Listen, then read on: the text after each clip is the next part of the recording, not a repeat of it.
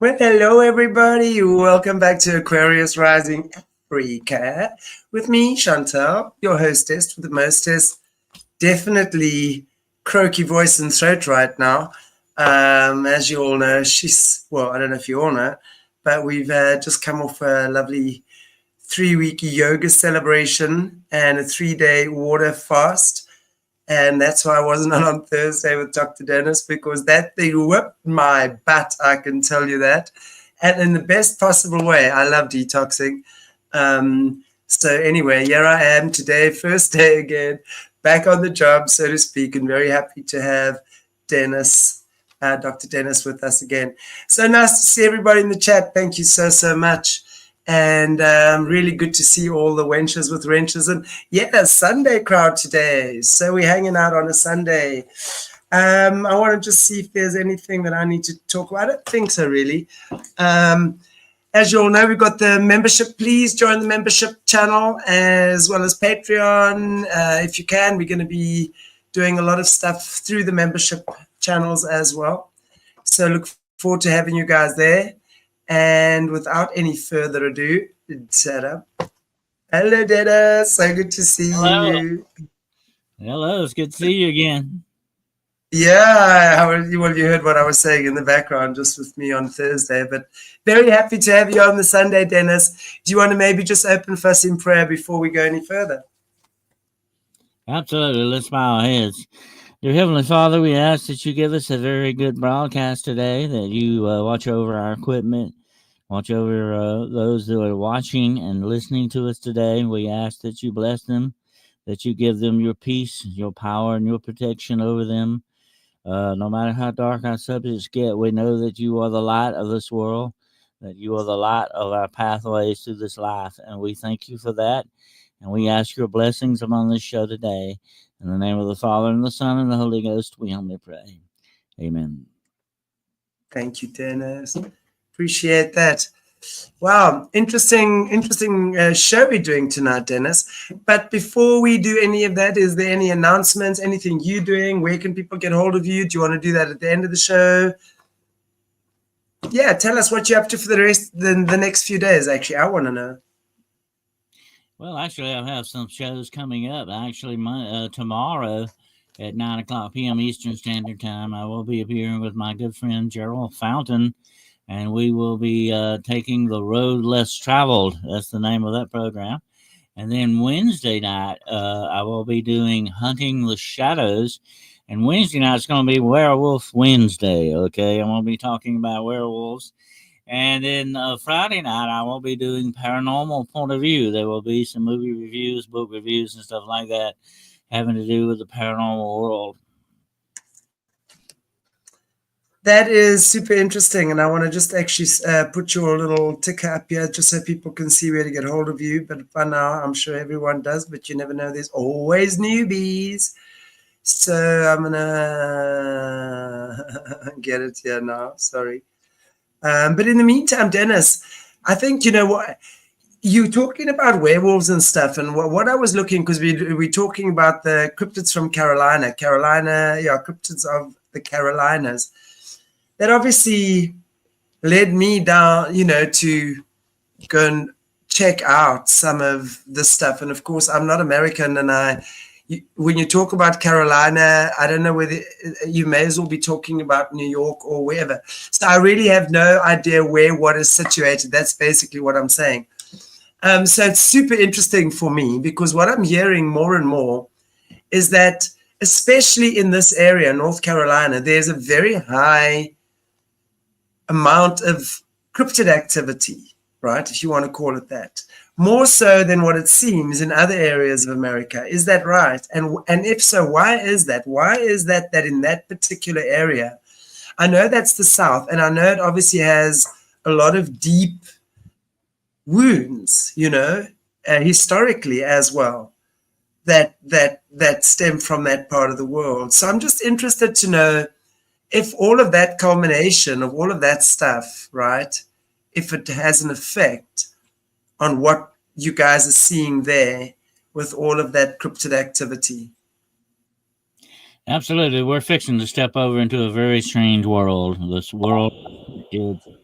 And wherever you go, Shanty, no matter where in the world, wherever you may be, that area, that region usually has its own cryptids. People that talk about or have seen supposedly these things. And the southern United States, and especially where I live in the southeastern southern United States, and that's in South and North Carolina. I actually live in South Carolina. Is a hotbed of cryptid activity. It seems like we have our fair share and then some of these things. We have some very interesting ones, and that's what I was going to talk about today. Some of the ones that I have actively pursued my own self. I am a boots on the ground investigative researcher, have been doing this for now over half a century. And it is fascinating. Matter of fact, I was thinking about the other day, the very first case I ever investigated. I was like 15 years old at the time, and it was a werewolf case, by the way. So I started out with cryptids, definitely. Although I have been involved in demonology and some other aspects of the paranormal, high strangeness, and the supernatural. The cryptid thing is all of this. I think, like I told you earlier, before, is kind of connected. It has a lot of connections to it, and these rabbit holes run into each other when you go looking at them, definitely. And whatever region though you go in, you're going to find cryptids. They're all over Africa. They're all over the world, wherever you go. And I've studied a lot of the ones in different parts of the world, like in Africa, Europe, Asia, the North American continent, the South American continent. The list goes on and on. There are cryptids everywhere. Uh, to me, it is a fascinating subject that never gets old. Absolutely. It just again shows, that there's a lot beyond 3D Earth, right? And I think that's kind of what we're waking up to now. And it's not always a pretty sight when we see what's been going on. Interesting. And I've started looking into the whole Africa thing, and I know the time's going to come when I'm going to do a show with you on that. But it's so interesting and I was thinking about that earlier as well, because yes, in Africa, of course, we know there's definitely the remains of giants and things. I mean, there's not even a question around that. I'm not talking about that. I'm talking more like how you guys see the werewolves and stuff like that there. I've never, ever heard of anyone seeing a werewolf here ever. What we've had, though, of course, is the witch doctors practicing very hectic black magic. And what they do is they will shapeshift a human into a cow or a pig or a goat or a black cat or something like that. That's why African people, terrified of cats. The majority of them, cats, they're very scared of, and especially black cats, because they believe that's the witches, that the witches are now being cursed into being a black cat. So it's interesting because I've never seen that any of the African stuff as being cryptids, more rather a product from the witch doctors. But I don't know. I'd love to go more into that though. Well, there's supposedly a lot of stories in Africa that if you definitely get a witch doctor mad at you, he can turn you into something like a hyena or something, and that's what you will remain for the rest of your life. That's not a good thought, definitely, that you can end up being an animal one day. But supposedly they have that power to do that. And a lot of cryptids are attached to the magic, the magical properties and beliefs and systems of Africa. It is a fascinating thing, and we will have to definitely do a show on Africa one day. But and what I find so interesting about Africa too, Shanty, is that it's full of supposed living dinosaurs that people have supposedly seen. Yeah, I love that. That's great. Dinosaurs. I've always liked dinosaurs, and several. I think you guys have got to put a team together, and we got to come hunt dinosaurs here. Doesn't that sound awesome? Dennis, That would be neat. That would be great. I've always wanted to go and especially look for some of these supposed dinosaurs in the Congolese area. Fascinating stuff. But I believe without a doubt, and I've talked about this on other podcasts and on my own as well. I believe without a doubt that somebody didn't flip a switch one day and all the dinosaurs disappeared. I don't believe that. And I believe that I think we have a racial memory of these things. I think Absolutely. that we encountered them once upon a time long ago. That's where you get dragons and everything. I tell people a lot of this, Shanty, don't realize that the word dinosaur was invented, I think, 1860. Okay. Up until then, guess what people call these things? Dragons. Yeah, exactly. So, I mean, wherever you go in the world, you talk about dragons, no matter where you go. So, But I think to the general public, it's more acceptable to go dinosaur hunting than it is to go dragon hunting, right? Well, That's there so are funny. even, and our good friend Jessica Jones, she lives in the state next to me in Georgia. There's even a lot of reports, and I get a lot of reports out of Georgia of people actually seeing velociraptors and all that crossing the road. I mean, they should not be there, but they are. That's the interesting thing about it. I don't think they all died out, and I think some in certain pockets of dense areas, especially like in Africa and places like that, where you have a lot of thousands of acres of untouched land and stuff. There could be anything out there, and Do that's the you know? interesting thing about it. Do you know Michael Tellinger? Have you heard of Michael Tellinger? Mm-hmm. Yeah. He's the South African guy who deals a lot with the giants and stuff like that. I'm going to get hold of him. I've had him on the show before, but for other stuff, and it would be very interesting if we could do a combo show with the South African experts as well, and you guys, and that would be super super interesting. My brain has been working overtime with that. But I really want to do a show. And also Krita Mutwe's work, right? I mean, Krita Mutwe, wow. I mean, we could spend months going through what that man, Be good to have a yeah, round table on that sometime. Have a round table on that. That would be interesting, definitely. yeah, absolutely. Because, of course, I mean, we've spoken about it before. I mean, there's no doubt. And, he was so incredible. I remember when Obama came in, right? Everyone was so happy. We were in South Africa. We were all happy. Yeah, Obama's president, blah, blah, blah.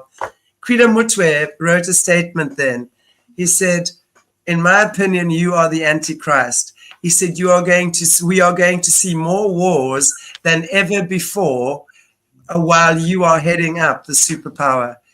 He just laid it exactly like it was. And that was before, I mean, that was as Obama actually went into power. He knew. I mean, he knew. He wasn't being fooled by this nonsense. And I mean, very powerful man. And really, I mean, he's incredible. But it would be lovely to actually go into some of his stuff. And I know we say that a lot, and now the time is here to do that. But anyway, so I look forward to that. And all of this stuff is so exciting, for me. All the stuff that we hear about, we've known about, is now coming to the fore. It really is. It's not always nice and easy, right? But it's happening.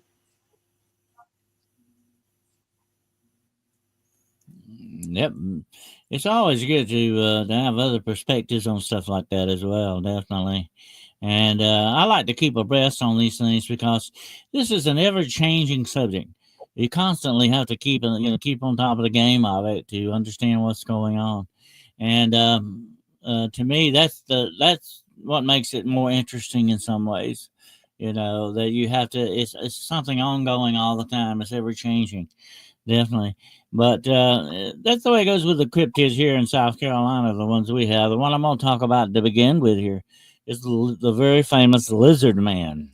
Now, I have actually gone to the place where Lizard Man was supposedly seen, and I may have had my own encounter. I'm going to talk about that today. But the interesting thing about the lizard man, it all began in our time in 1988 is when it started. And it happened to be with a young guy. He broke down one night on the side of the road, had a flat tire. Got out to change his tire and supposedly seen this thing running at him from the swamp area. Now, I have been to Bishopville Swamp and have been in it. And it is a very big swamp. It is almost like an Everglade in some ways. And I think I sent you a picture of me sitting next to it. The bridge that bridge that I'm on is very close to where the actual sighting took place. And the interesting thing about while I was on that bridge, I walked across the road from where you see me there, and you might see there's a great big, I'm going to talk about this in a moment. There's a great big bunch of the pampas grass behind me, okay? Okay, don't forget about that. It's very important. I'll get back to that in a moment.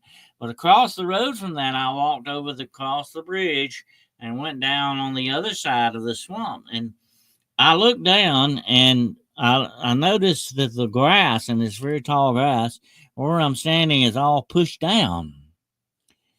And all of a sudden it occurs to me, Shanty, that I'm standing in the middle of a gator slide. Now that's where alligators come in and out on the water, which is not a good place to be, definitely. And luckily I was armed. I never go unarmed into these places, but still it's not a good feeling to know that, out of this murky water, something could immediately grab you like that, definitely. And I have seen alligators do that.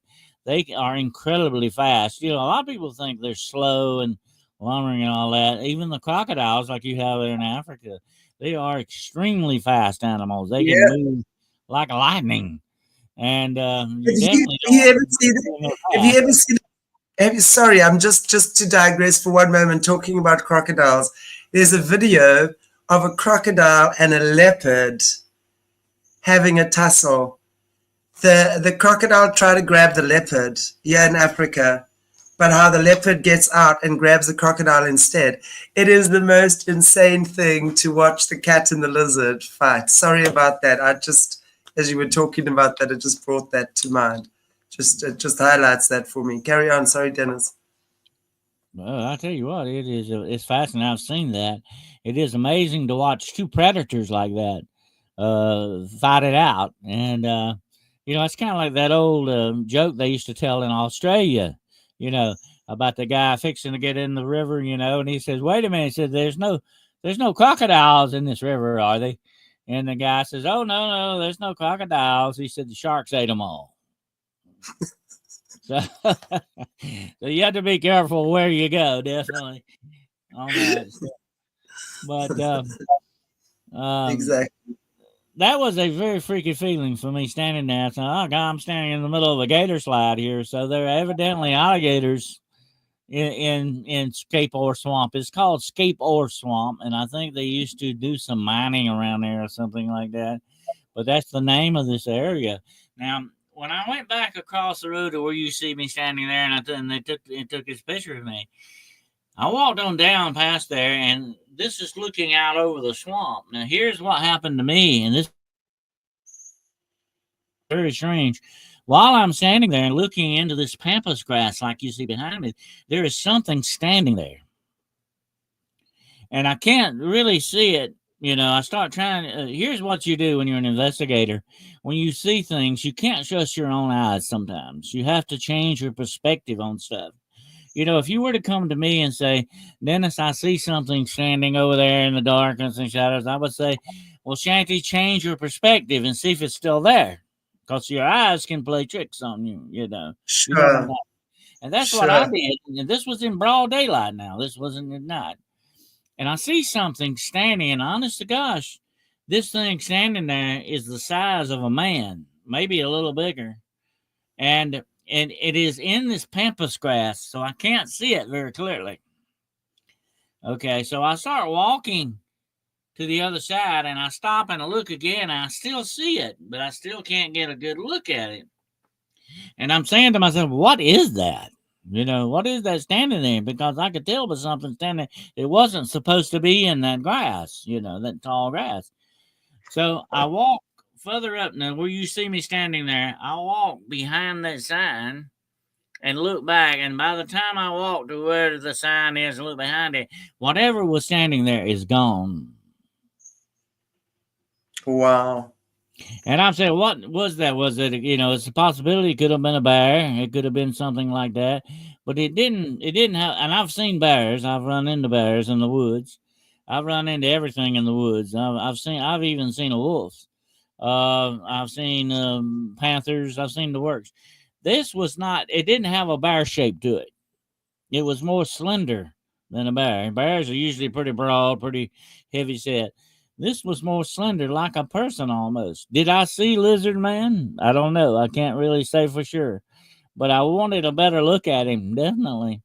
But that was a very freaky place. And here's another thing that Wow. happened to me. I always take a radiation detector with me.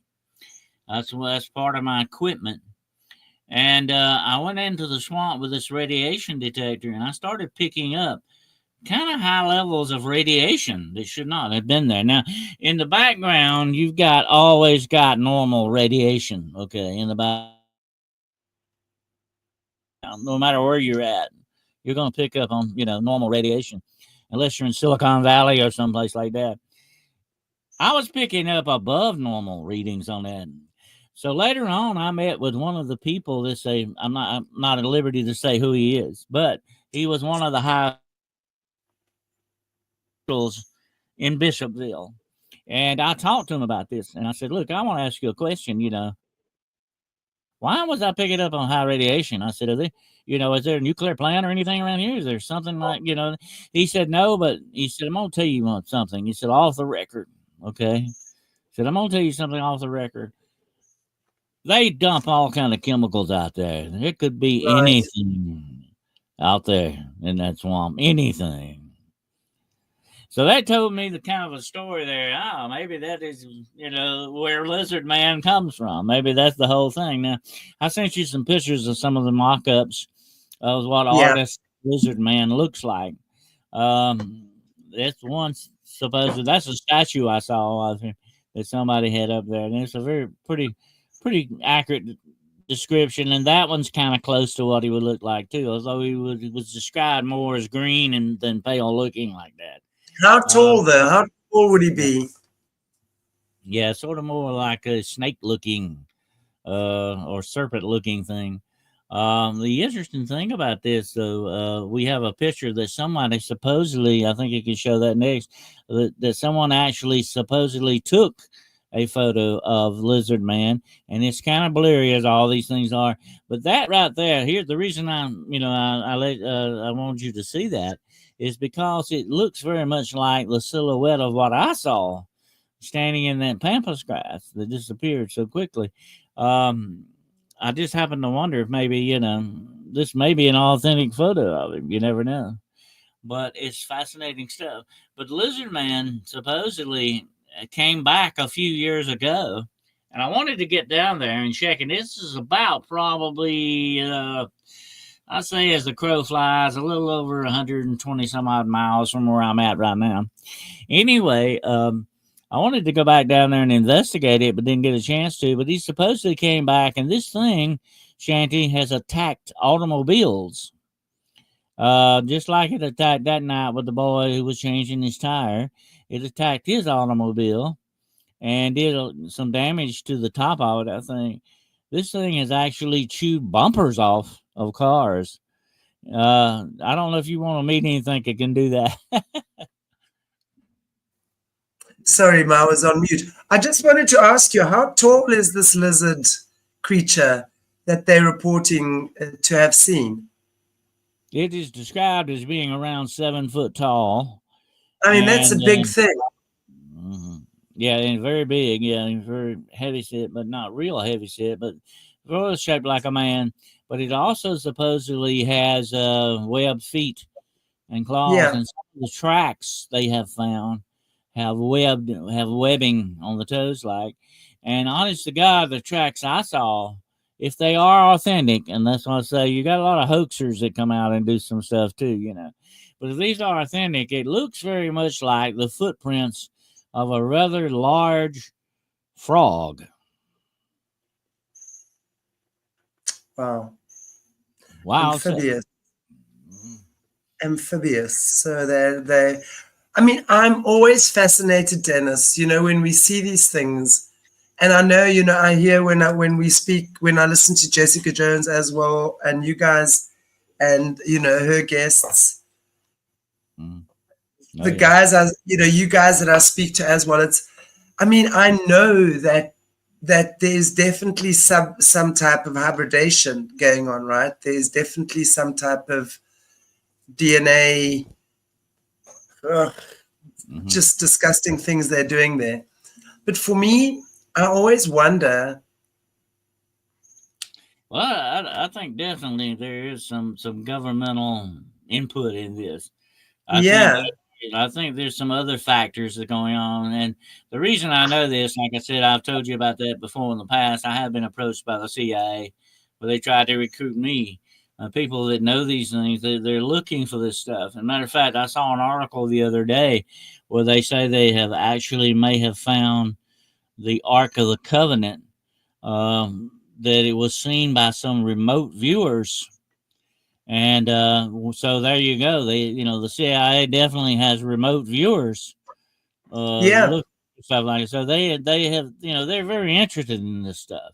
Whether it's supernatural, cryptid, or whatever the situation is, they're without a doubt, because, as you and I both well know, everything that they are interested in, they weaponize it. They want to turn it into a weapon and use it to their advantage. And Jessica and I did a show the other day on PsyOps, where they actually did some of this kind of stuff in the Philippines back, I think, in World War II, right after World War II. They actually used the superstitions of those people, and especially the ones that believe in the aswang, which is a terrible kind of a creature that they are all afraid of so much. I think I mentioned that on your show before. But they used that superstition in a psyop against some of these Filipino rebels that were out there. They're using this as psychological stuff. So they're interested in it in every way possible. And here's one more thing you got to remember. If those reports are true, that U.S. military helicopters were seen airlifting bodies of living and dead Bigfoot, Sasquatch, off of Mount St. Helens back when it erupted.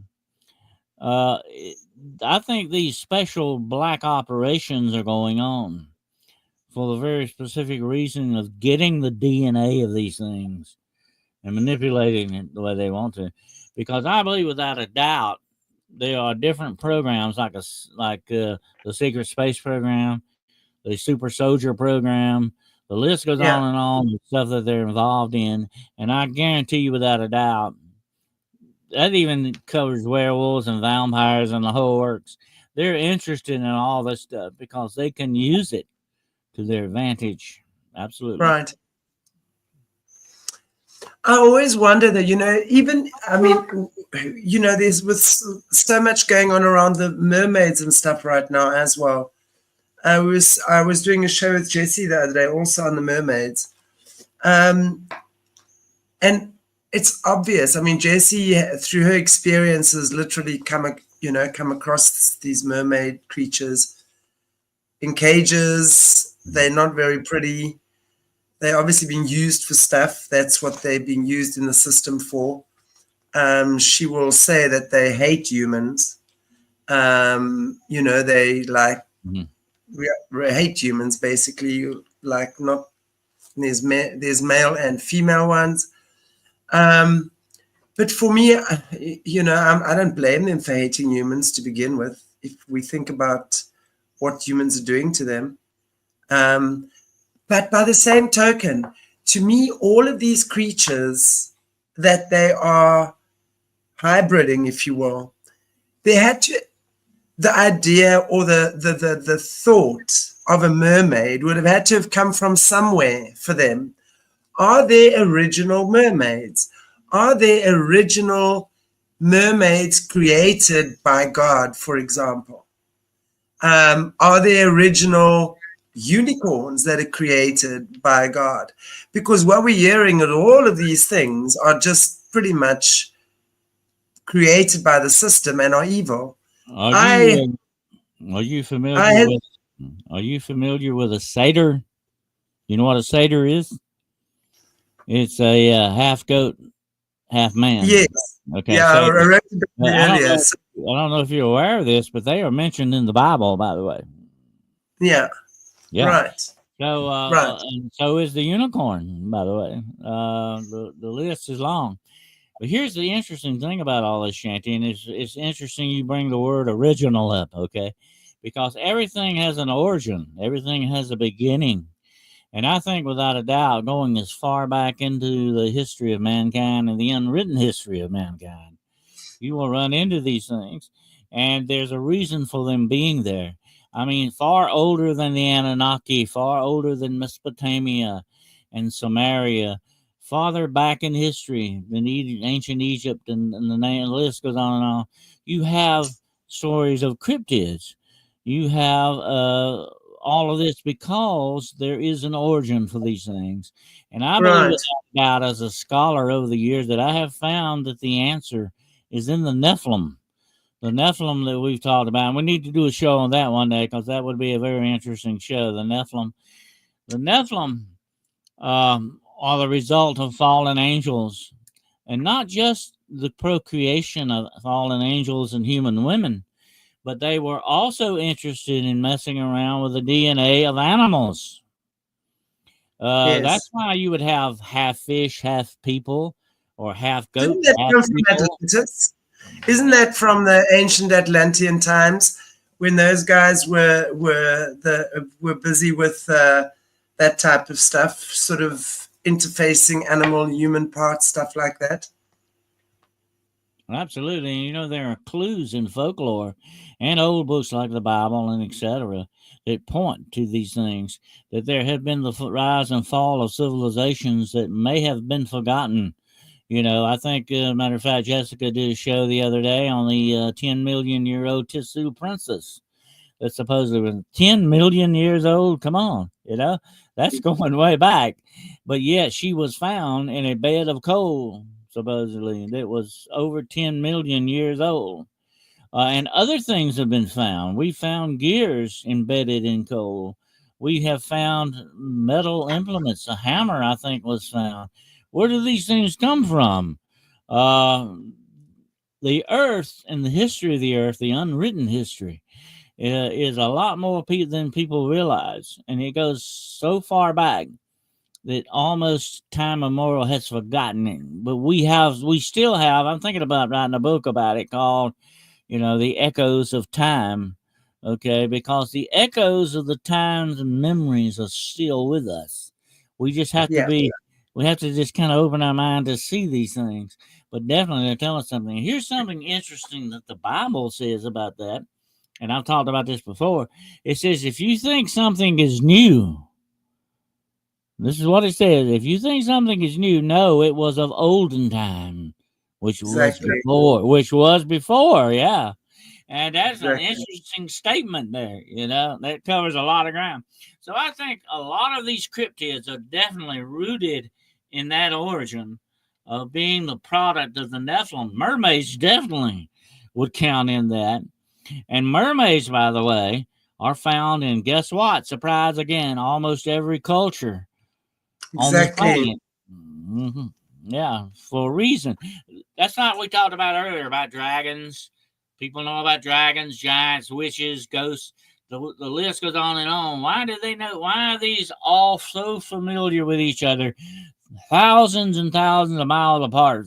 They never had any interaction with each other. Take a look for just a moment at the ancient gods of Egypt. Let me tell you something very strange about all the ancient gods of Egypt. If you look at them, guess what? Surprise, surprise. Every one of them were hybrid, part human and part animal. Right. Right. It's true. It's true. It's true. It's Mhm. true. So I think, you know, Wow. that's exactly where the origin of these things began. But all of this also ties into the other kind of cryptids, Shanty, and that are fascinating to me, which is why I'm writing that book, Paracryptidology, because some of this ties into black magic and the supernatural. It's, as somebody defined, I think in the chat just now, a cryptid is an unknown or undiscovered animal. Okay, but wait a minute, that doesn't fit the description of a werewolf. Okay, or a vampire or anything like that. So when you talk about these kind of cryptids, you're talking about supernatural type cryptids. Okay, and like we mentioned earlier about the witch doctors turning you into a hyena if they want to, or a monkey, or whatever they want to do with you. That would be a cryptid, but it is a supernatural cryptid, or paracryptid, as I like to call them, because they have those attributes to them. So now some of these, and I'm going to talk about another very interesting cryptid that we have here in the state of South Carolina, and it is not found anywhere else in the world, and it is actually a vampire skinwalker. Okay, now you're familiar with skinwalkers, and they are mostly found in the Navajo reservation areas of the southwestern United States. Although a skinwalker could be another term for a witch. Okay, and witches are supposed to change into things. They are shapeshifters. No matter what, if you're talking about a European witch or an African witch or a South American witch, all witches have that one thing in common. They can shapeshift, okay? If they have enough dark magic in them to do these things, they can supposedly Are witches mainly female or only female, or can they be both? I'm always confused by that. No, they can be both. They can be either one, right. Male or female, yeah. They can be witches or warlocks, if you whatever prefer the term. They can be either one. And I think a lot of times, they're ambidextrous. They can actually put it this way. I'm gonna screw with your head a little bit here, okay? Think this for a minute. A female skinwalker could change and shapeshift into a male coyote. Think about that a moment. So they can not only shapeshift, they can change sex as well if they want to. Okay, that's interesting. How long can they stay? How long can they stay in their shapeshifted form before they can change back? Actually, and from what I can understand, and I've actually seen people change. Okay, I know this. They have this ability, but it is usually a demonic spirit type thing that's going on inside of them, and they're utilizing that as the power to do this with. You must understand that. That's where they're getting this power from. Okay. Right. It's like you and I could sit down and wish to become tigers all day long, and we're not going to turn into tigers. Okay. But if we have a demonic power working in us, then we have a chance of doing something like that. Okay. But that is a very bad price. But once you change, I think the change can last only a certain period, and it has to do with black magic. Let me tell you something about magic. Whatever kind of, magic, wherever it comes from, whether it's the Inuit Indians of Alaska or the shamans of Australia, whatever they're at, magic is simply the ability to change reality the way you want it to be. You're manipulating reality. That's what you're doing with magic. Yeah. Right. So, that's what happens when somebody sticks a pin in a voodoo doll. Okay. Right. Exactly. Wow. So I don't think you would have the ability to maintain that shape a long time. I would say maybe several hours at the most before it would begin to wear off. But here's the clincher, okay? The more you do this, like if you're a skinwalker and you turn into a wolf, okay? The more you do this, the more times you do this, the harder it gets every time to go back to your human form. And eventually, one day, this is what the chance all werewolves run into. Okay, one day you're going to get stuck in that animal form, and you're not going to be able to come back. That's the price you pay. Because, like I said this before, the transformation, every time you go through this transformation, it takes a little bit of your humanity away from you. And one day you're going to run out of that humanity. You're not going to be human anymore. And you're also not going to have a soul. It takes your soul as well. If you're not human, you don't have a soul. You know what I'm saying? That's what happens with that. And I'm talking about a higher soul and not a soul like an animal would have or something like that. But you will then have that kind of a soul. You understand? You change completely, not only physically but spiritually as well. This is dark stuff that you're talking about here. And it is very dangerous. That's why I've had, I'm going to blow your mind with this. I've had a lot of people come up to me, can you tell me how to turn into a werewolf? I have people actually seriously want to do that. And I said, no, you don't need to know that. You don't need to do that because you are putting your soul in jeopardy. Wow. I mean, it's... But now we have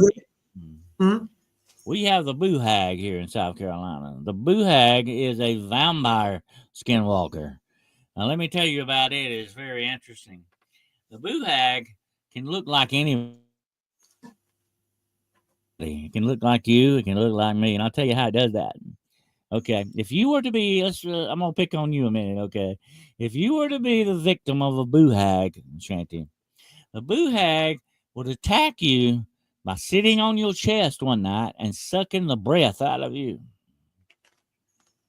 Little bit by little bit. Every breath you take will get shorter and shorter and shorter. And finally... So it steals your life force. It steals your life force. Your breath is your life force. Yeah, absolutely. That's what it's doing.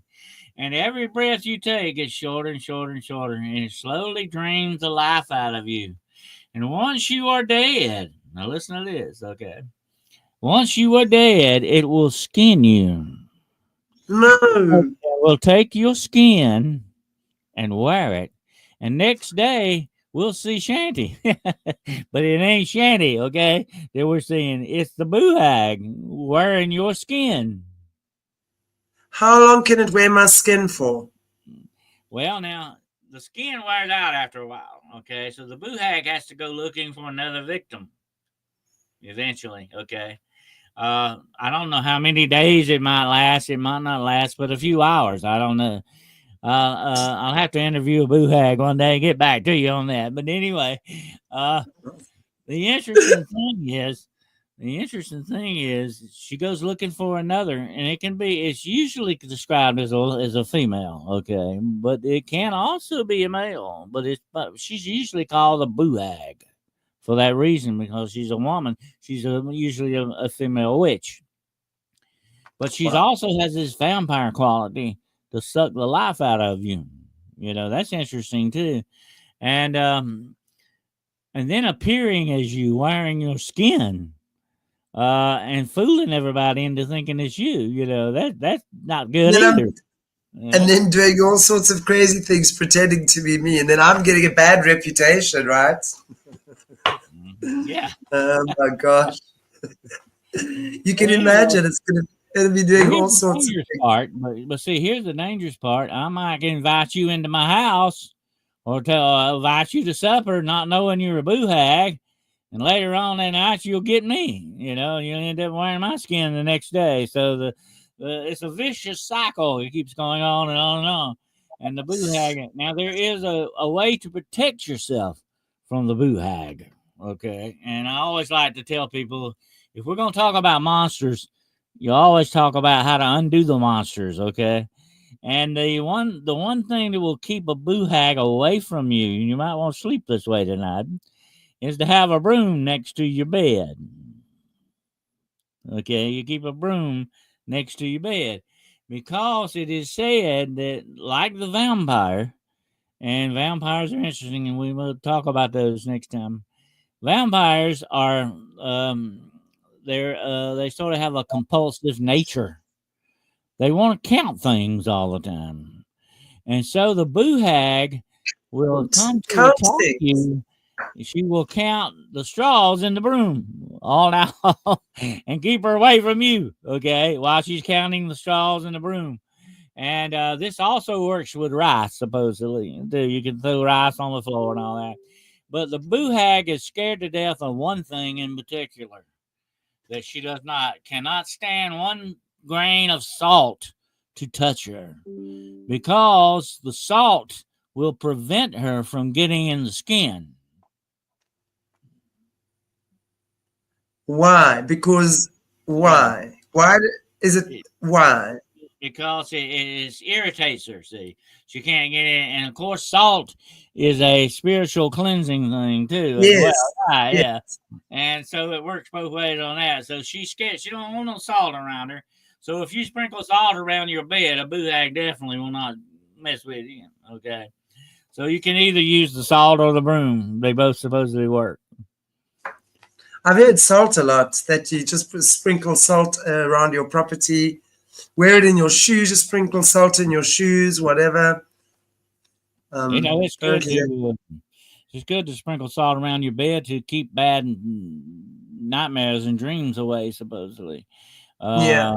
I know that to be very effective in many ways. Salt is a very cleansing thing. Matter of fact, salt is mentioned in the Bible, saying it's the very best of the earth is what? The salt of the earth. Absolutely, the salt of the earth. There was a question earlier on from Tammy that just said, and again, where do these creatures come from? I think we've understood that some of them are cryptids. Some of them are hybrids that have been made by government facilities, underground facilities, to try and be as depraved as what they can. Some of them are demonic entities, I guess, some type of ETs, right? Demonic things. But I'm sure that, kangaroos are cryptids, and they're not bad. Kangaroos are the opposite, but we get to see the kangaroos, so that's a cool thing. Yeah. Well, actually, I think, if I'm not mistaken, I have to look into this. There is a cryptid and kangaroo, by the way. Supposedly, there's supposed to be like giant kangaroos that are supposed to be seen, if you can imagine that. The interesting thing about kangaroos. Yeah, I've heard about that. I'll have to do some investigation on that, but I'll get back to you. But I've heard supposedly there's supposed to be sightings of giant kangaroos, and then when we're talking like 7, 8 foot tall kangaroos, that's very big for a kangaroo, definitely. And I think once back years ago in prehistoric times, there was a kangaroo that supposedly was that big. It was big enough, a full grown person could get in his pouch. That big. Okay. Yeah. How did he get to be that big? And was it what was it? Where did they find him? Was he like cool? Was it a monster thing? Or just a big kangaroo? There is a thing about the giant cryptids that we've talked about before, and I'll mention this right quick. I think that the world that once existed, not the world we're living in now, but the world that once existed, prehistoric and otherwise, things were a lot bigger then. We have mosquitoes the size of hawks and eagles. You had centipedes that were feet long and not just inches. You had large things. And matter of fact, I saw a thing, and I'm always interested in archaeology. I love archaeology. I used to, when I was a kid, I was always digging holes. Okay. Anyway, I saw an article the other day where they found a ring in, I think it was Scotland or somewhere like that. It was a Pictish ring. The Picts were people that lived in Scotland. And were almost wiped out by the Romans, years and years ago. I look at this ring and I said, my gosh, they held this ring. And I said, somebody that was wearing a ring like that had to be a giant. It was a big ring. You know what I'm saying?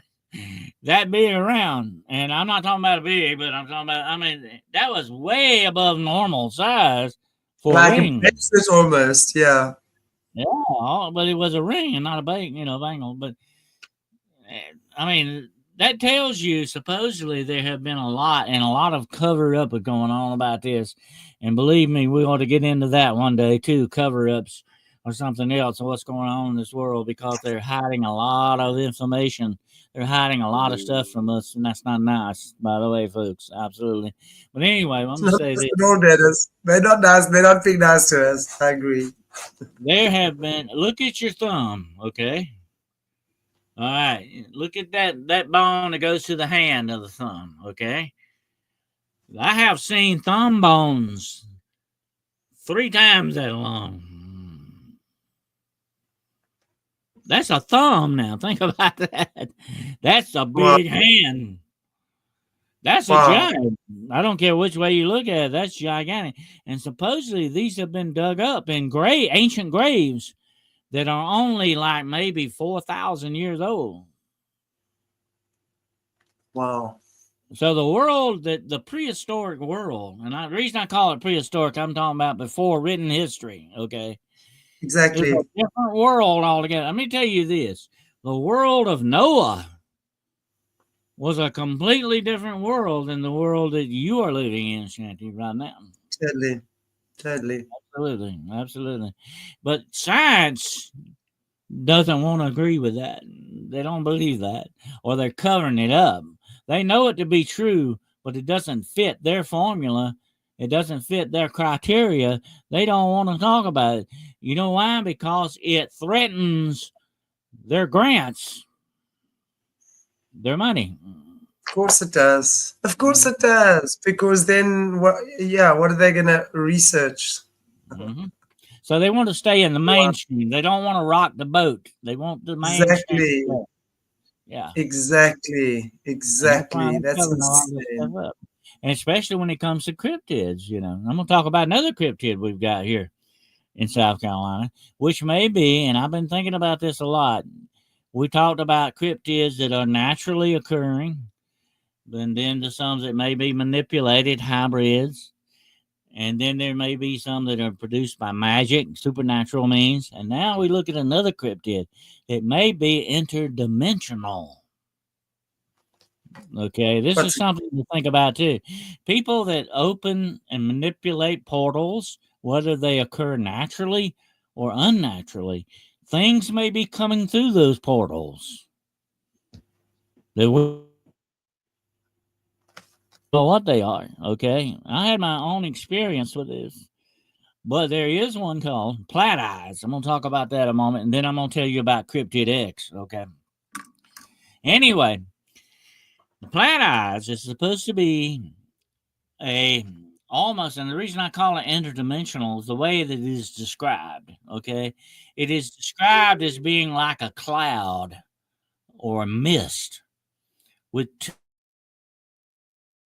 red eyes in it that can float around and dissipate, can go into the cracks of walls and doors and appear in houses and stuff like this. And that's where the boohag, too, by the way, is supposed to be able to get in a crack in your house, and that's how it gets in. So can the Plat Eyes. Now, the reason they call them Plat Eyes is a Gullah thing. The Gullah people that came from Africa live on the coast of South Carolina. They have their own culture and all this other stuff there, the voodoo customs and all that stuff. It is like you take a little bit of Africa and put it on the shore of South Carolina, okay? That's where it's at. Anyway, they talk about Plat Eyes as being an evil spirit thing. Okay. And the reason you can see this thing at night, you will see these red eyes glowing in the dark, in the shadows, or in the woods. You need to stay away from that. And of course, the only way you can keep Plat Eyes away from you is to make the sign of the cross, supposedly. That will keep it away from you. And also, you can throw salt at it too, as well, and supposedly it will dissipate that. But it is a mist-like thing. And when I heard that, I said that sounds downright interdimensional to me. Either it's a spiritual type thing, and I think a lot of spiritual beings are interdimensional. By the way, they move from dimension to dimension, from physical to spiritual, and back and forth, and all that. I believe they're moving through dimensions to do that.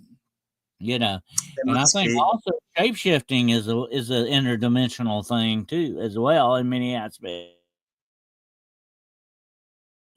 I won't get into that today. But anyway, plat eyes is bad, bad news. You don't want to ever run into plat eyes. If you do, make sound across or throw salt at him and get out of there. Okay. Get away from it. Supposedly because it will encase you. It will encase you and turn you into shadow, supposedly. And you will go away into nothing. And supposedly this is how some people disappear, never to be seen again, because Flat Eyes gets a hold of them. It would make sense to me because if they're traveling interdimensionally, right? Obviously, they would be able to shapeshift. They would do that, I would imagine. Oh, yeah. So they would probably take. I've done a lot of study and research on that, and that's the only explanation I can come up for that. In order for you to change realities, Yeah. must also be interdimensional. Definitely, that's the way that's got to go. And Now, then and then it would seem to me that they're actually taking these people with them and through to other dimensions. If they're like covering them and people are disappearing, that would seem to me it would be like a portal type thing that they create, and then like those aeroplanes that disappear into nowhere. it's a possibility if something is large enough, to do that. If it can expand its size, and it wouldn't be that far fetched to think it couldn't. It could make a whole ship disappear, for that matter. And here's another thing: the Gullah people get their villages and all that. They face the Devil's Triangle. I know you've heard of the Devil's Triangle. The waters from that run up to the coast of South Carolina, by the way. That's interesting to note, too. But I think a lot of this stuff may be interdimensional. That may be some type of a being that comes through different portals to do things to whatever it's going to do. To me, that's a fascinating study. But like I say, that has to be one of the, I think, viable explanations for a lot of this stuff, especially when it comes to supernatural type cryptids. Now, I'm going to tell you about another cryptid, and you hear a lot of talk about Dogman, and I have seen Bigfoot. Okay, I have seen Bigfoot face to face. That's like I said. I put on my Facebook the other day. I don't believe. I know. Okay, that he does exist. I know without doubt he exists. I was close enough to him to pat him on the side of the head almost. Okay, that's how close I was to this thing. And here's the thing about it: being a boots on the ground investigative researcher, I understand that there are many cryptids that are seen where people are mistaken for what they are. You see a shadow in the woods at night, and it's a bear, and you might think it's Bigfoot or something. That doesn't give you conclusive proof that that's what it is. You need to see things clearly for what they truly are. I've had a lot of people claim that they see Bigfoot materializing, which I'd have to look at that twice again, because does he do that? Does he materialize and all that?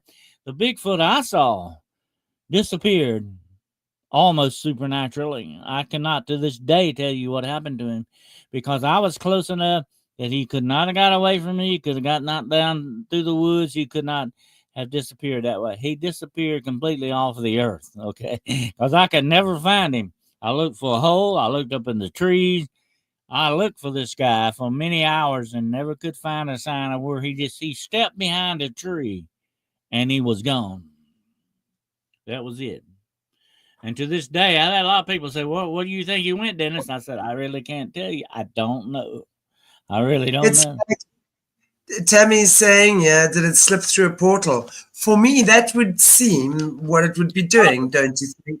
It's a possibility. That's one way. That's one explanation I could have come up with. Yeah, it makes sense. It makes more sense when you think about it. Yeah, absolutely. Yeah. I mean, I remember Caleb Jade was speaking to us once, and I'll never forget that. And he was talking about when they were doing special military ops in these far places, wherever.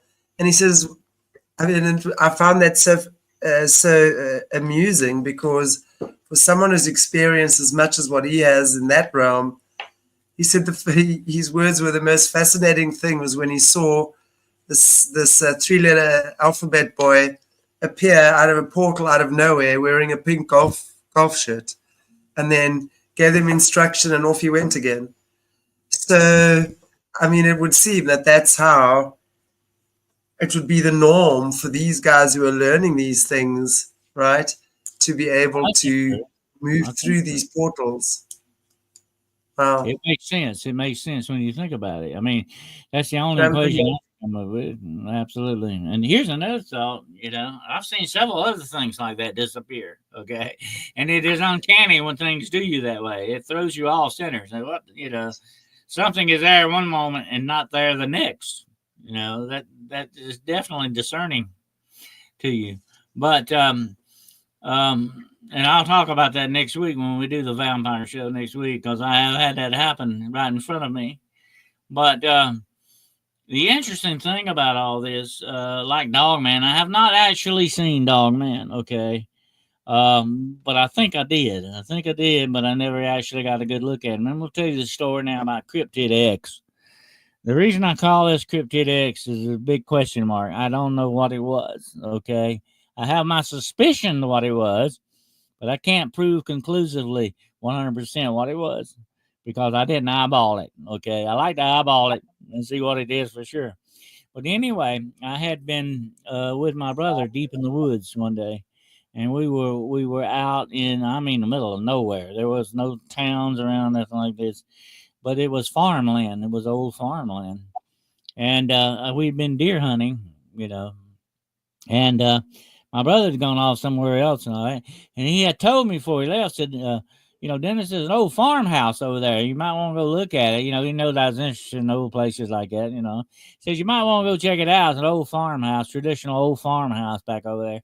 Now, it's set right on the edge. It's set in a field right on the edge of the woods there, okay, when I walked up to it.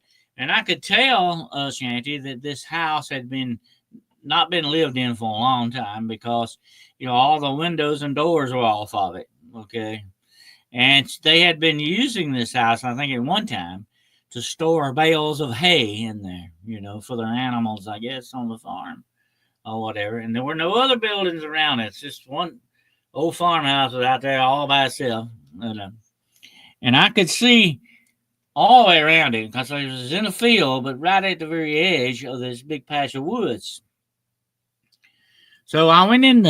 I had a shotgun with me, and I went in the front door, and I was just looking around, and they were like, some people have been in there with graffiti, and I could tell probably had been doing some drinking parties in there and doing some drugs maybe or something, And that's where the cop part of me kicks in, as ex law enforcement, I'm always saying, yeah, some crime going on here, definitely, So I'm kind of walking around, and I come up on a back room, and I have never seen anything like this in my life or since.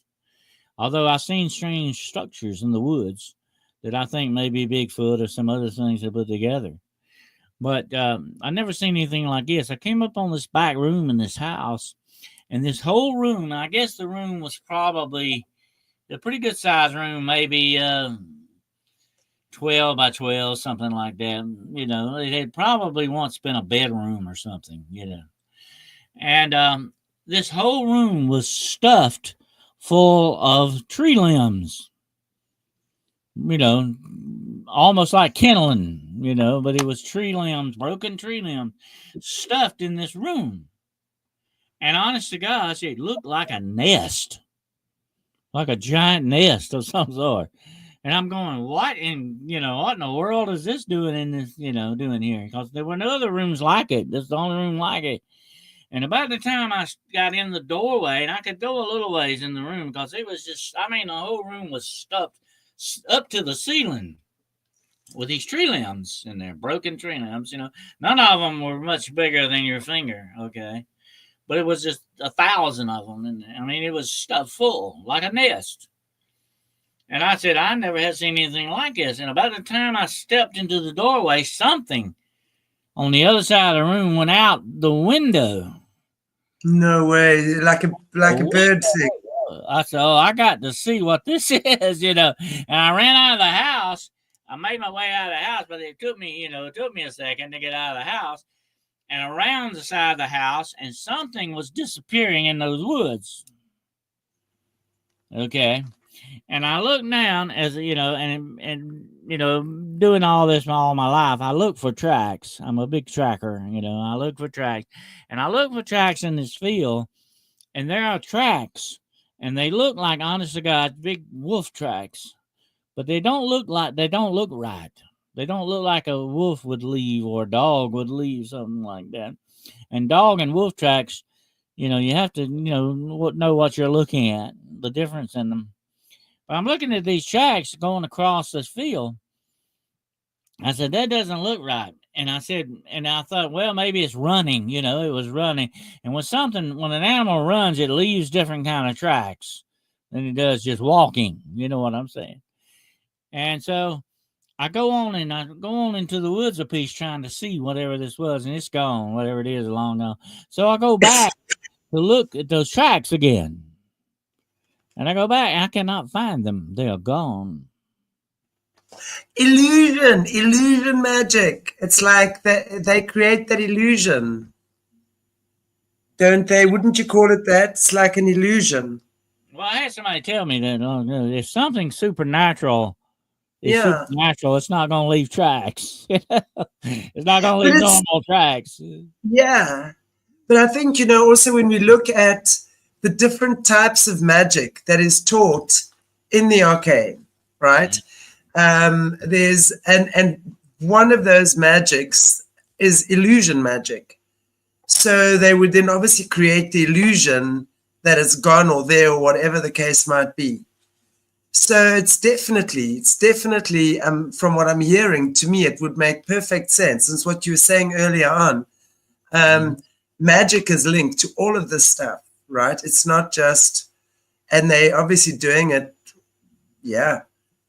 from the dark forces. So it's not like it's a miracle of God that thing just suddenly had its tracks gone. I'm sorry, Well, there have been, I found later on and over the years, been reports of these things like this.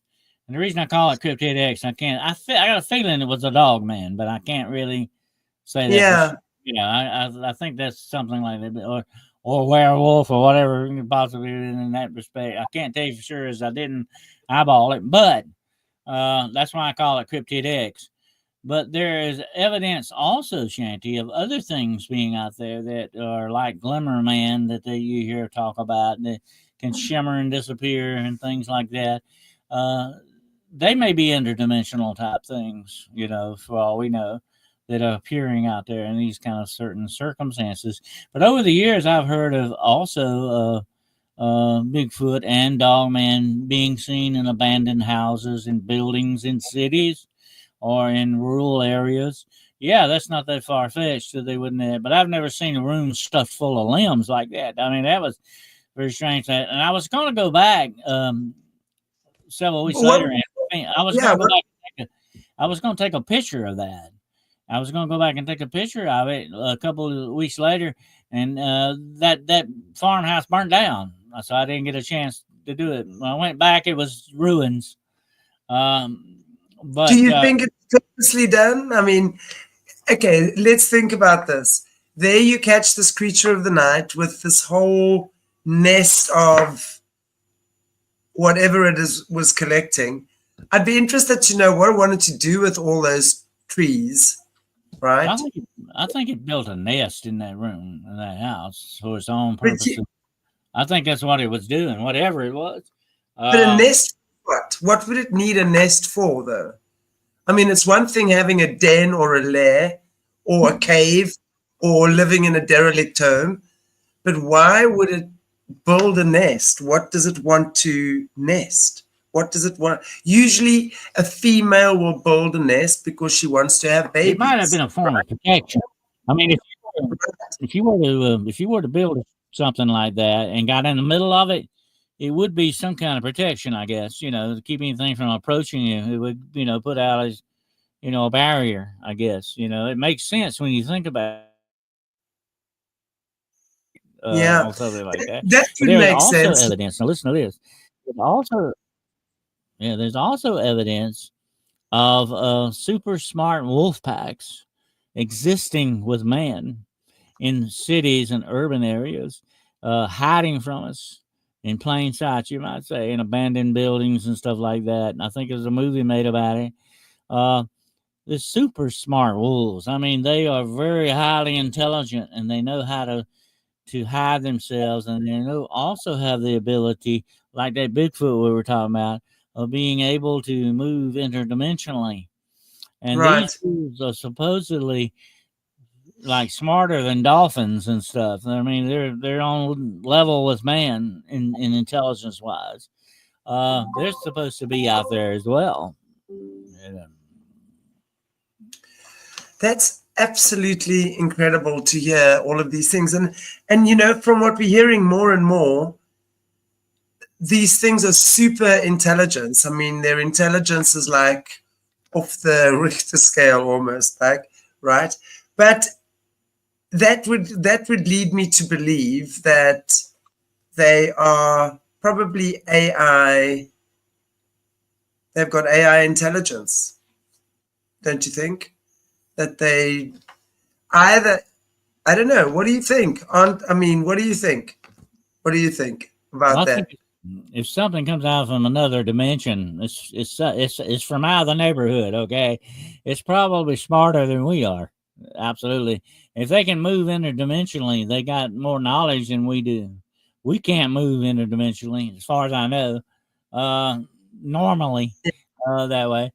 But I think we tend to be arrogant. We think we're so smart and we're on the top of the list. Mm, Not really, I don't think.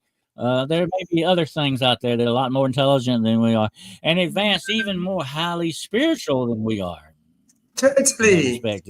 We are, Dennis. I've long ago understood that us human beings have got a very far way to go.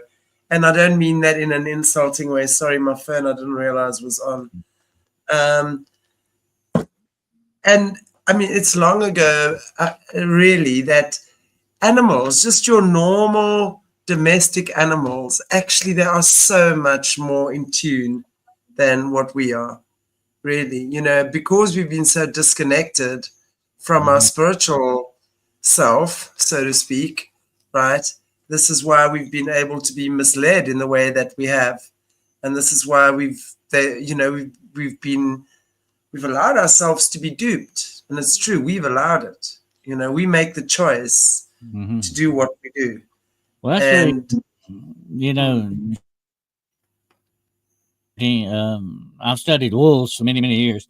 They're fascinating. They have their own family unit. I call them a tribe. You call them wolf packs, but I like to call them a tribe because they live like people almost. They take care of their old and their yes, infirm. They watch after their young. And I was talking to somebody about this the other day. Look at the lion and the tiger. Two completely different animals when you look at them this way, because the lion exists in a pride. He has a system, okay? Usually, most of the time, the lionesses go hunt for the lion. He stays at home and watches the kids, okay? yeah, That's the system, big though. fat lazy. Yeah. The pride is a family, okay? If you want to look Yes, at it, it's a family unit. The tiger, on the other hand, does not live in prides. He's a loner. He goes all by himself. Well, they do mate, of course, and hang out together when they're mating. But after that, they're lone hunters. Okay, they're different. Now, if you take a lion out of his pride, he will probably not live long because that's the mm-hmm. way he lives. But the tiger would have no problem because he's a loner. Okay, Right. but there you go. So you're dealing with different mentalities here. Exactly. It's all. I mean, they're both big cats and they're both ferocious predators, right? And they Mhm. even look the same if you had to put a different skin on, right? But they have completely different habits, and they have completely different way of socializing, and it's very, very interesting. Yeah, it's true what you say. It's true what you And say. you know, Wow. that's what they say about the wolf. will not eat dead meat. Well, it will if it's hungry, okay? Because that's survival. It'll do whatever it takes to survive. And animals are smart that way, you know. They do whatever it takes, and they let nothing stand in the way of their survival. But It's now, true. given a choice, if they're not hungry or starving, they will pass up dead meat for fresh meat. That makes sense when you think about it. Less chance of disease doing that. You know what I'm saying? Exactly. And Smart. yet the hyena thrives on that. The hyena thrives on the carcass, and so does the what are those birds? Mm-hmm. Carrion birds. Well, I think look at birds. They can eat berries that will kill you, but Yeah, birds can eat exactly. them fine. It doesn't bother them because that's the way they're put together. That's the way they're made. So everything is made to a certain pattern that you must follow. Right. We call it instinct. I think there's something other than Okay. just instinct there. I think they're much more intelligent than people truly realize in many aspects, you know. I think the animal world has been shortchanged by us in many ways because we are so arrogant in the way that we think and look at things. We think we're so Okay. smart, but they may be smarter than we are in ways that we never really understood. They are much smarter than we are, and they will continue to come here for us, and they will continue to allow us to abuse them because they are unconditional. Mhm. And until we as humans learn that they are very sentient beings and they are, I mean, as an animal communicator, you communicate with a cat about her kittens. Mhm. Every cat I've ever communicated with knows exactly how many kittens she's ever had and wants to know where they all are.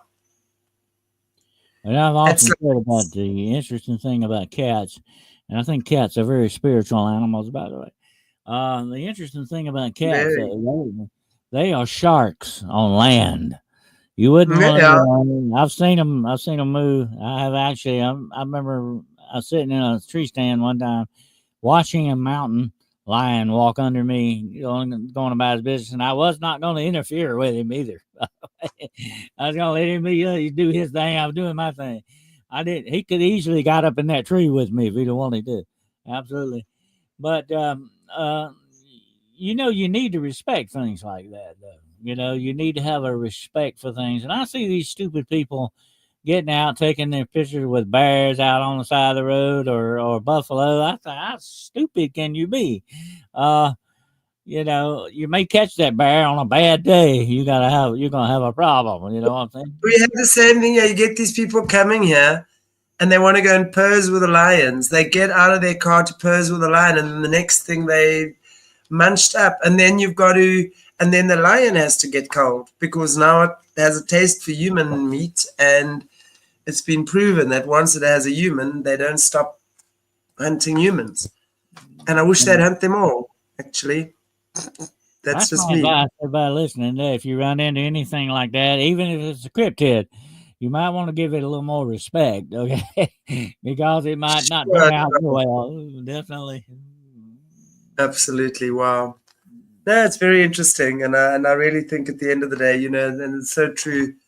With animals, I think it's us humans that have to wake up, not the animals. When I look at some of the way people speak about animals, and it's not necessarily in a bad way. It's not necessarily disrespecting, but it's so ignorant, Dennis. They are so ignorant. We are dealing with sentient beings. And the minute we realize that, and we start opening up to the fact that these are other sentient beings, and just by opening up your heart, you actually talk to them. They communicate. It's all telepathic, like the cryptids, right? It's all telepathic. So when we decide to open up our third eye, then we will see a very, very different world out there. And I promise, I can tell you, we will be so ashamed. When we wake up, we will be so ashamed of some of our actions. We will be crawling in horror when we think about how we've done things and how we could have or should have. And it's good because that's how we wake up, right? Anyway. No, absolutely. I think the strangest cryptid of all may be human beings, by the way. But yeah, the I interesting think thing, some of them, I, not all of them, some of them are definitely strange. But anyway, to me, the if anything ever try, and I warn everybody out there, okay, because take my advice on this. Uh, Anything tries to communicate with you with your mind, it's not a good idea to establish a rapport with that. I don't care if it's Bigfoot, Dogman, your next door neighbor, whoever it might, whatever it might be. It's not a good idea when anything touches your mind like that. Okay, yeah, I agree. be very, very wary because it has initiated the ultimate intrusion of touching your mind. Okay, that's not good. And usually, when something does that, it has bad intentions behind it. Absolutely. And I have seen a lot of examples of this, unfortunately. And Yeah, so close your mind off to things like that. Don't let them form any kind of connection with you because they're doing that for a reason. And I don't care if it says it's Bigfoot or whoever, or whatever it is. It's not a good idea. And another thing we're talking about cryptids that have red eyes. That is sort of a red flag for you. Most of the time, anything that, and that includes people, animals, whatever it may be, that has that red eyes, that is usually demonic in nature. A lot of cryptids have yellow and white eyes. They can do that too, but most of the time they have red like eyes. That right there is a warning for you. And if you ever do encounter anything like that, do not, absolutely do not look it in the eyes. Do not make eye contact with it. Because they can also form, they consider that an invitation to a certain extent. You see what I'm saying? And when anybody touches your mind or does anything like that, they consider that an invitation. Don't accept that invitation, okay? Don't put that forward because you may be opening yourself up to some very, very bad stuff. yeah, I agree. I do agree with that. You've got to be very discerning, extremely discerning when you, especially initially. When you start going into this stuff, you've got to be very, very, very discerning. That's Well, Dennis, it's been such a great show as usual. And I've loved having you here today, which is a Sunday. We will have you back again on Thursday, and we're going to be talking about some very interesting, the vampires that you've met. So we're back on Thursday with that. And wow. I mean, Dennis, I don't know what advice you have for people. Again, I know you guys are out, and I know there's a whole community of you cryptid guys and girls out there who are often going out and seeing these things and bringing us back great information. That's for sure. I don't know what do you have to say to people? Any advice you have, especially at this time? Yeah, well, I would say, just if you're going cryptid hunting, definitely know what you're looking for, understand it, be very careful. Do not do it alone. By the way, that's a big no-no. Always have someone with you or a direct, what I call a direct line of communication. I have gone off alone into the woods, but I always had a walkie-talkie with me. I mean, I had a way to, we had check-in times. You have a check-in time. If you're not checking in 30 minutes, they come look for you. Okay, kind of a deal. But be very careful and very cautious how you approach these things. And remember that some of these things may be what I call naturally occurring cryptids, and some may not. You need to understand what it is you're dealing with. And as Shanti said, you need to use that discernment on some of these things, definitely, to understand what's going on. Just be careful and cautious. If you're a monster hunter, just remember the number one rule of monster hunting: don't become the monster yourself. Yeah, Just be cool. Just be cool. Just stay cool. And practice faith over fear. I got to tell you, man, oh man, faith over fear is the only thing. And absolutely, girl, stay vigilant. You know, we've got to be aware. Keep our eyes, as my mother always says, you've got to have eyes at the back of your head. During these times. But yeah, we are here. We are here. We are here for each other, and we're just walking each other home, as Ramdas says. Dennis, would you like to end in prayer for us, please? Yes, let's bow our heads. Dear Heavenly Father, we thank you today for allowing all of us to be here and gathering together for this excellent conversation. We thank you for all your blessings and ask that you safeguard us in the world today against whatever darkness may be waiting out there. We ask that you give us your protection, your power, your peace, and your understanding. We ask that you bless us in all our ways and in every way possible and ensure our safety. We ask this in the one name to which all power is given in heaven and earth. In the name of Jesus Christ, we humbly pray. Amen. Amen. Thank you. And I like what you said, M13. It's use your head. Absolutely. You know that it's apparently been scientifically proved now that your heart has a brain. So when you discern with your heart, you can't go wrong. Guys, it's been wonderful having you here on Sunday. And for those of you who are on my Hangout with Shanti group, I'll see you guys in about half an hour or so. Yeah, as I said, we just did a really great challenge, yoga celebration, water fast. It's been amazing. And just lots of amazing things happening, you know. Despite all of the negativity that's coming up and all of that stuff, I just think those of us who are in these communities, we know what's going on. We've got to always keep your vibration high. Just laugh, enjoy life. Focus on the things that bring you joy, whether it's a flower in the garden or whether it's your cat or your pet, or whatever it might be. I've got little tortoises now in my garden running around. There's nothing more delightful in my life than playing with little tortoises outside.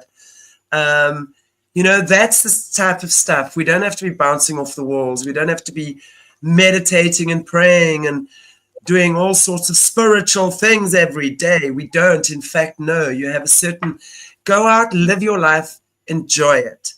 Call someone if you know they're in trouble. Make someone's day. Pick them a flower, whatever. You know, you're seeing these things on the internet now, and these guys come and they just give random girls roses on the train or be that guy. Be that guy who does that. You know, stuff like that. I think it's so awesome just to, at this time, be kind, be cool. And then we're all going to get through this together. It's a beautiful time and extremely excited to be alive at this time. And Dennis, I'm very happy you chose to live life at this time, at the same time as me as well. So we could be having these conversations. And I'm very grateful for everyone in the chat and everyone who's watching for living life at the same time as that we all are, so that we can do this together. God bless you all. Thank you, thank you, thank you. Anything else from you, Dennis? I think that's going to do it. And next time we will do Vampires I Have Known. We're going to do vampires indeed. Okay, Montauk Strange Author Brian Minnick on our channel tonight, 6 p.m. Central. Please come join us. Is that Midwest Night Watches, right? Do you want to pop the link in here, Midwest? And then if you can do that, that'll be great. And then people can go and pop over. 6 p.m. your time will probably be like 2 a.m. for me. Who knows? I'm often awake at that time. I don't know. Is anyone else like me? I don't have normal sleeping hours. I just sleep when I want to, and then I wake up when I want to, and then, yeah. I hope I'm not the only one who does that. But I am sometimes awake. Okay. All right, Midwest Night Watches, guys. I don't know if I want to just see if someone's popped the link in before before I tune out. Okay, well, I hope you all got that. Dennis, I look forward to seeing you on Thursday. Guys, it is Sunday, Monday, lots of things going on this week. We'll put the schedule out. And Dennis, is there anything else you have on that you just want to share with the viewers before we wrap it up for today? Well, we'll be on tomorrow night at 9 o'clock p.m. Eastern Standard Time for The Road Less Traveled with my good friend Gerald Fountain. And Wednesday night, Hunting the Shadows, 9 o'clock p.m. Eastern Standard Time. We're going to be doing Werewolf Wednesday. And then Friday night, Paranormal Point of View at 9 o'clock p.m. Eastern Standard Time. My books are available on Barnes & Noble and Amazon. And you can reach me at DennisWCarroll.com. There we go. Is that it there? Thank you, Tammy. Okay, guys, thank you so much. Give us a like, share, subscribe, comment. Just keep that algorithm going. Please share. This is such important information. And thank you so much, as always, for supporting our channel on the membership as well as the Patreon. And if you'd like to buy us a coffee or a PayPal, whatever, the link's in the description. It really does help to keep things going. And it helps us to support others as well, you know. We've kind of reached a place where we are in a position to be able to sometimes help people. And we could not do it without you. I always say, this is our community channel. And for me, if we can make one person happy, not long ago, we helped someone's dog get an operation. We put little Patrick through to the semifinals of the Modern Pet, and the Paws got a lot of donations from that, which went all to really good causes. So thank you. We appreciate you. And as we go along, we'll tell you more about what's going on. And thank you, everybody. I really appreciate you. I really, really, really, really, really do. And for those of you hanging out with Shanti, I will see you in half an hour. God bless you all, guys. Take care.